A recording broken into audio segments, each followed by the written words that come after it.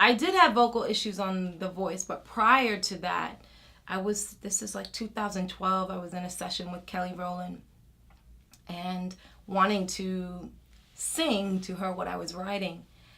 And I could to some degree, but it just, my voice felt like there was a wildfire going on inside. It just was so painful. And I told her that, and she brought me to her doctor. And I'll never forget this, it's like 9 o'clock in the morning on a Friday morning. And she and I we weren't friends before this. We became friends in this session.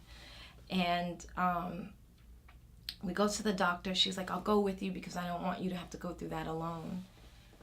And the doctor puts her vocal cords on the screen and he says, beautiful. Gets to me, will not show me my vocal cords at all. He's saying, I want you to be quiet for 3 days and then come back. When I did come back, he said, your vocal cords are the equivalent of Whitney's and Adele's. So you have two choices. You can be quiet or you can get surgery. I chose to be quiet. And so there was 7 months of no talking, no singing, no writing, just pure stillness. And I was sharing with someone that during that time I was listening to Bobby McFerrin. And I said, I feel like his music is like healing me.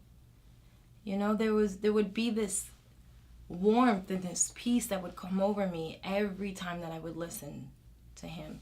Or, during those times when I would question whether or not I'd be able to sing again. And that time could feel like torment every now and then. And I would put on his music and there would just be this peace that would just hover over me.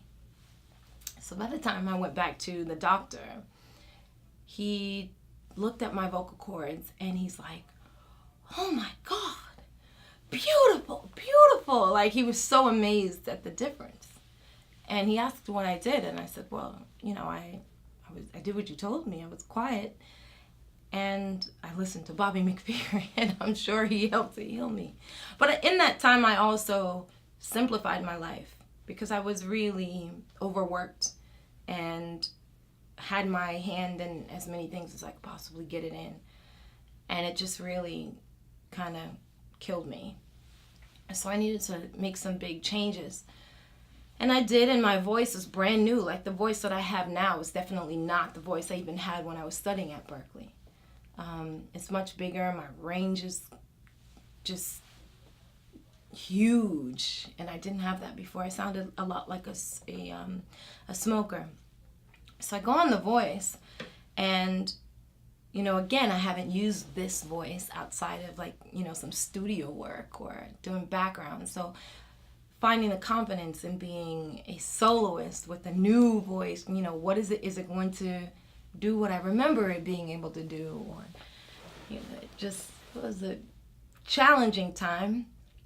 But when I was there, I had the stress from being on that show caused me to have inflamed air passages.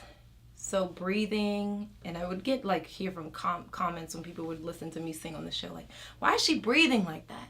And anytime I would breathe, it would sound like I'm wheezing. So I went to the doctor and I found out that, all of this was inflamed.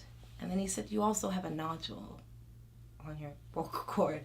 And I just melted. I had a complete meltdown. Are you kidding me?